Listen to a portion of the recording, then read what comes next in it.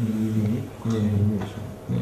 그러면 이것도 그냥 기록 사진으로는 전시가 네, 괜찮습니다. 뭐 여기는 선생님 이거는 어떤 작업이었어요? 그 흙을 던져서 예. 하는 조각이죠. 그래서 이거는 이제 그 당시에는 이게 그 흙을 그대로 구울 수가 없어서 터지기 때문에 네. 석고로 떠낸 겁니다. 아. 그래서 칼라로 이렇게 그레데이션 되게 석고로 떴는데 이 당시에 이 작업들이 지금까지 계속하고 있습니다. 지금은 이제 흙으로 그대로 굽고 있습니다. 아. 네, 지금 좀 이따가 1973년에 제1회 대구 현대미술제를 주관하신 걸로 기록에 나오는데 73, 대구 현대미술제는 74년이고 예. 73년에는 한국현대미술 초대전이라고 해서 예. 그 당시에 대구 백화점 갤러리에서 전국의 현대미술의 중요한 작가들을 초대해서 전시를 한 적이 있습니다. 선생님께서 직접 주관. 예, 제하고 그 당시에 장성진이라는 네. 그 후배가 있었습니다. 예. 거기서 같이 협조해서 한 것이고, 그 다음에 74년 초에 한국 실험작가전이라고 그것도 이제 현대미술을 주로 하는 작가들을 전국적인 경우에서 이제 초대를 해서 전시를 했고, 네.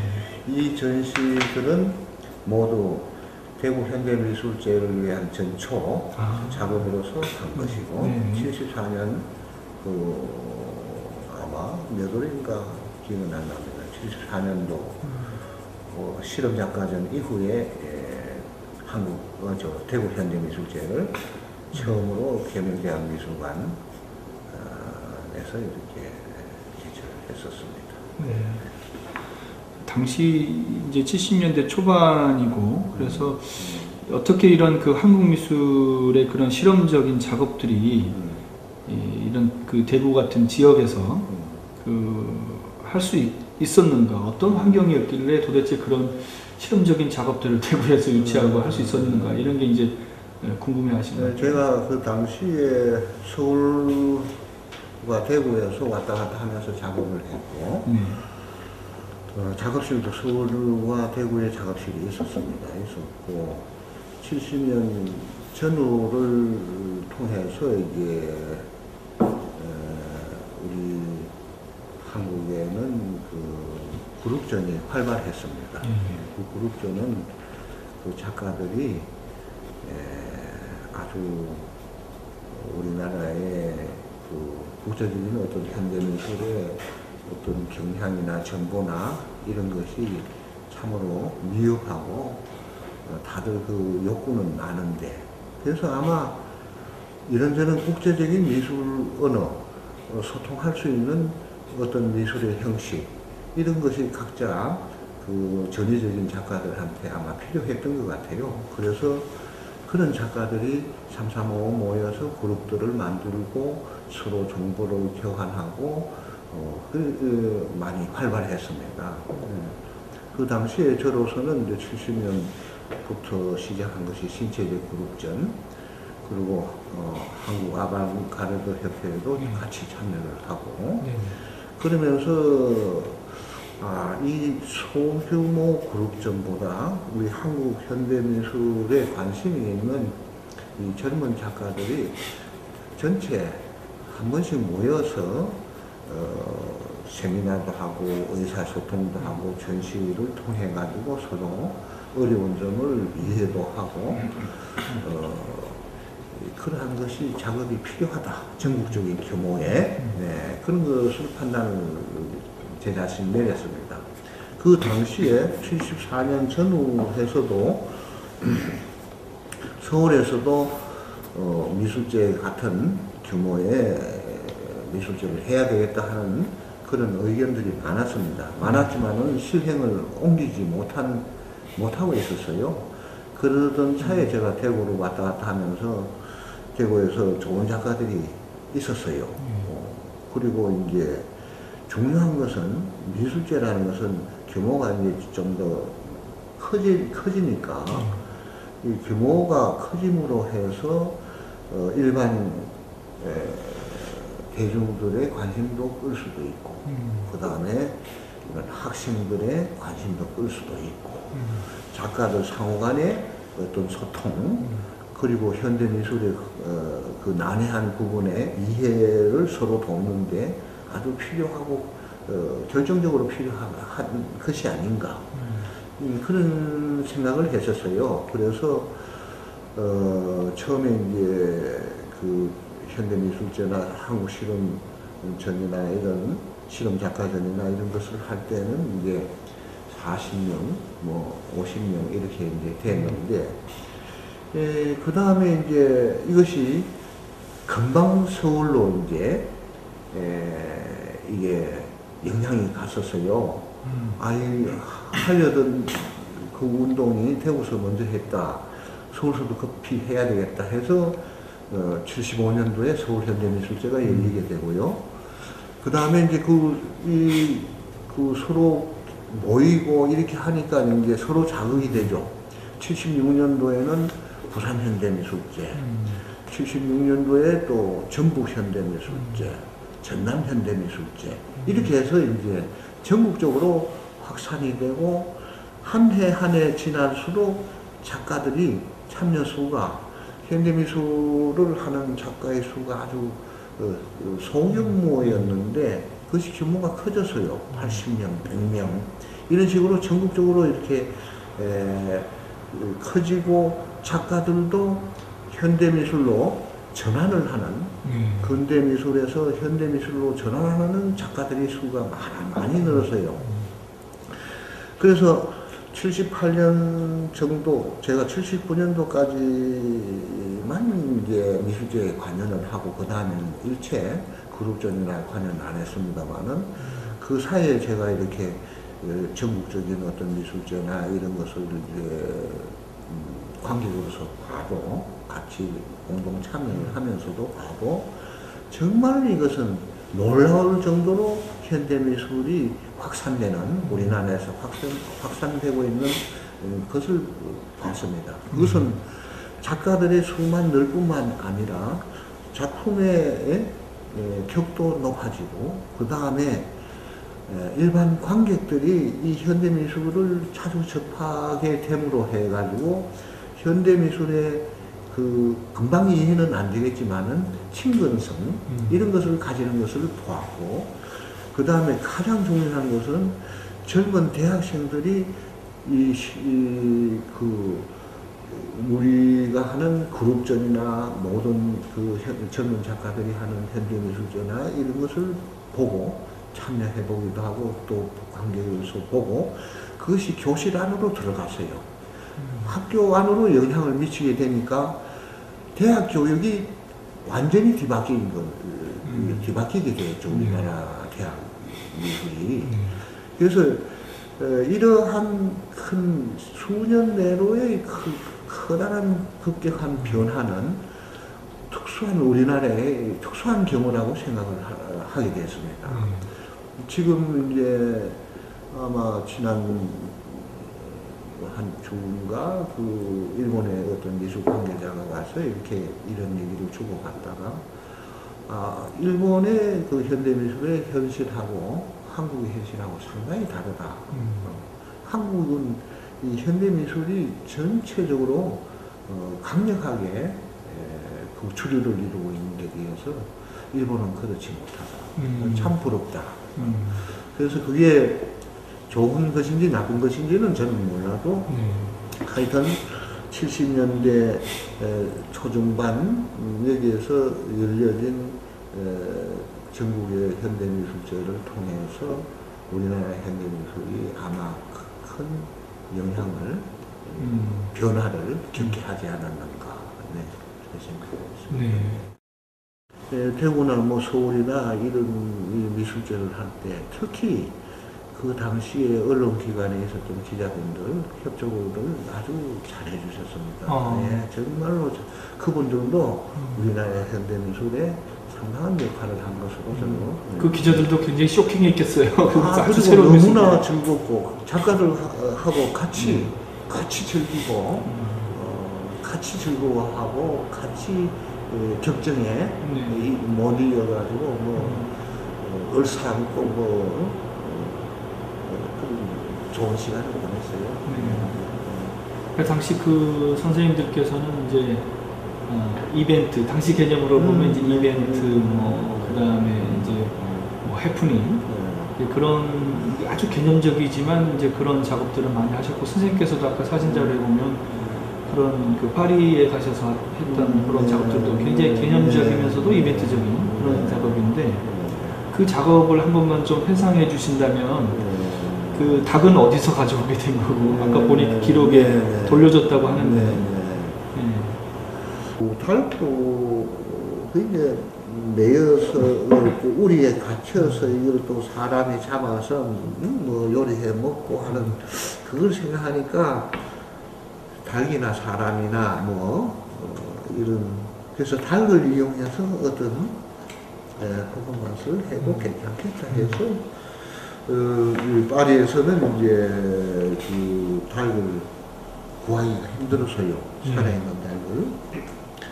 그래서 김창렬 선생님이 내가 돌려가지고 한 마리 구해오고 또 그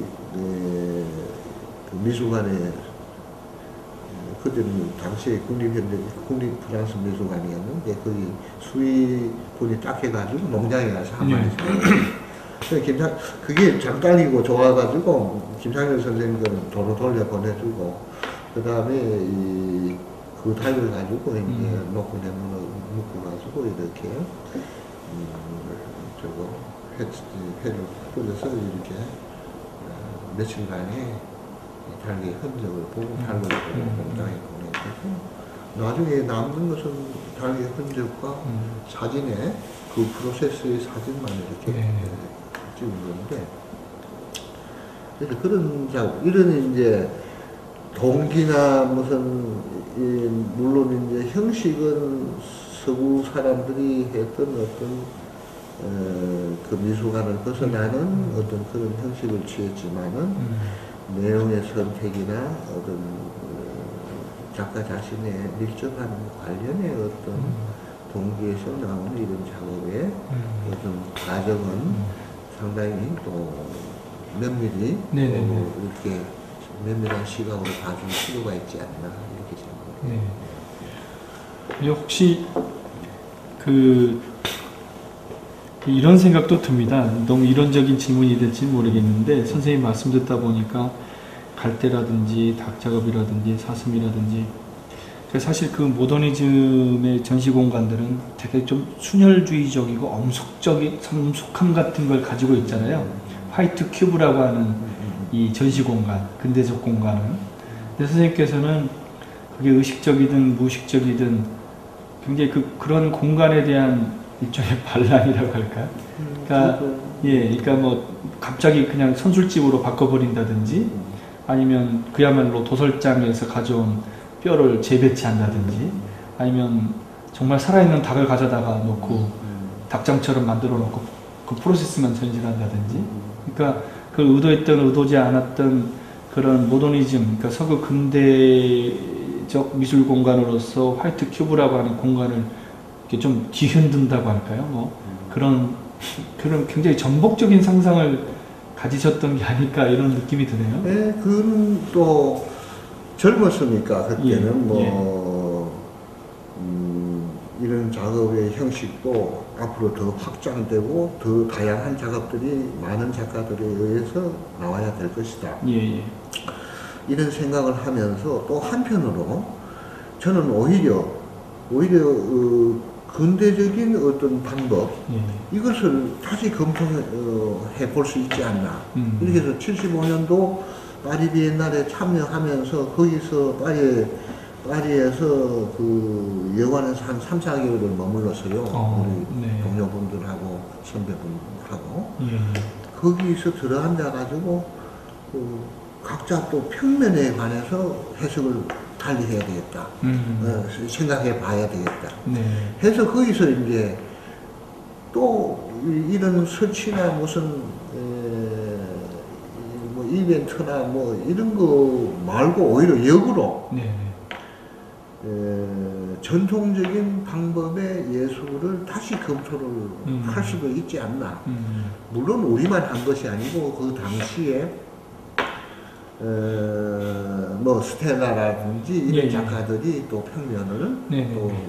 추구를 했습니다. 예, 예. 그러나 그 양반들은 지금 뭐 평면이 아니고 이상한 입체가 되어버렸습니다만은 예, 예. 이 평면이라는 것이 도대체 뭔가 하는 것부터 저는 75년도부터 다시 생각을 했고요.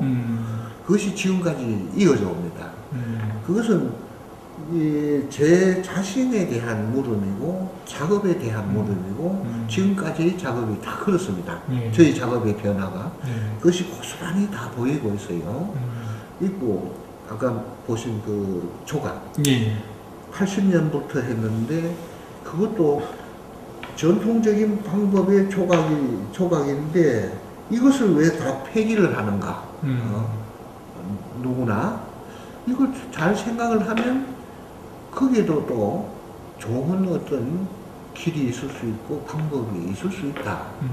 저는 그렇게 생각을 해서 그때부터 지금까지 계속 또 그 조각의 작업을 해오고 네. 약간씩 변화는 있습니다. 지금 있고 그래서 저희 작업은 어떤 저희 그 기존에 있던 뭐 아까 말씀하신 개념이나 관념이나 이것을 가지고 실현을 하는 게 아니라 자꾸 문제가 드러나면 거기에 대해서 자꾸 반문하고 제 자신을 해결해 나가고 이런 계속적인 변화 그것이 저희 작업에 그냥 쭉 뭐 저희 태도라고 할까 저희 모습이라고 할까 막 그런 거라고 저는 생각합니다. 네. 그 초기 그 이벤트적인 그런 퍼포먼스나 아니면 그런 설치 미술 혹은 개점 미술에서 점점 더 어떤 그 많은 잔가지들을 제거하고 어떤 고갱이라고 할까요? 어떤 응축된 그 부분만을 이렇게 찾아오신 게 아닐까. 그래서 문득 그런 생각이 들더라고요. 그런 것들이 오히려 이제 과거에 이런 그 미학들과 원형적으로 선생님께서 이렇게 만나고 있는 건 아닌지, 선생님께서 또 그걸 좀 의식적으로 하고 계신 건지, 이런 생각도 여쭙고 싶어요. 네, 그 중요한 문제예요.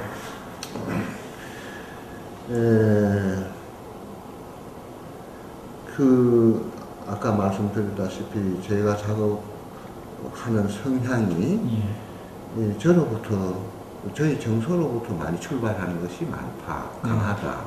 이것은 제가 참 잘한 것 같아요. 제한테 좀 맞는 어떤 방법인 것 같아요.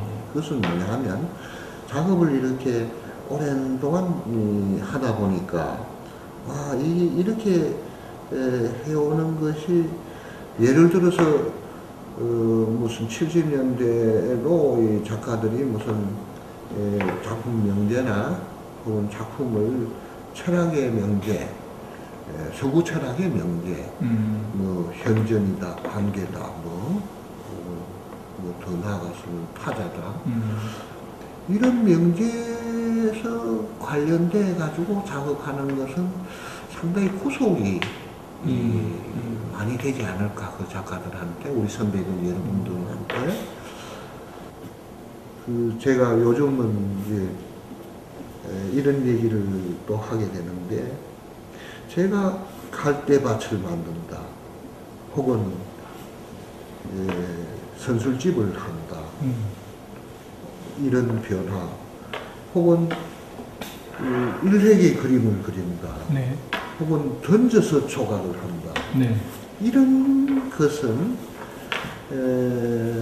서양 사람들이 쉽게, 우리나라 사람들은 쉽게 접근할 수 있지만은 서양 사람들은 이렇게 쉽게 못할 것이다.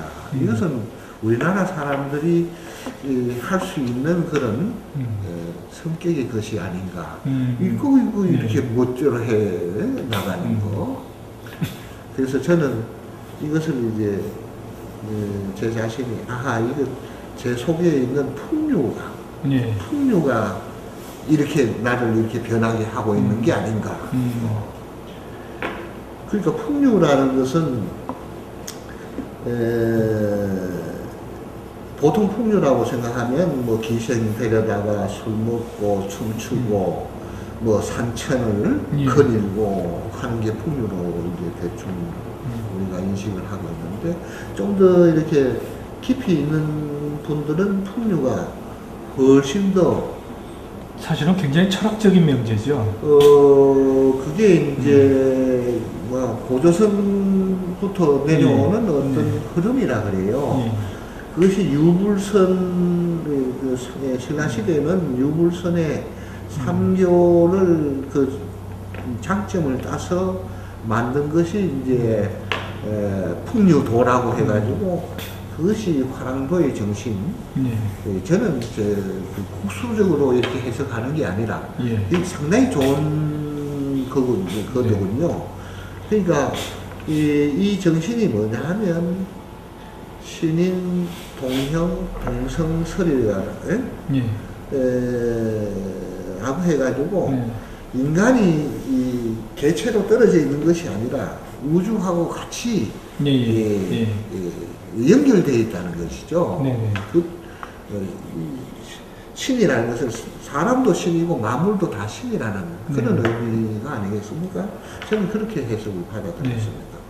그래서 이 풍류의 흐름, 이것은 정말로 재밌는 단어다. 쟤한테 적합한 빌려오면 참 좋겠다 하는 그런 것을 느꼈어요.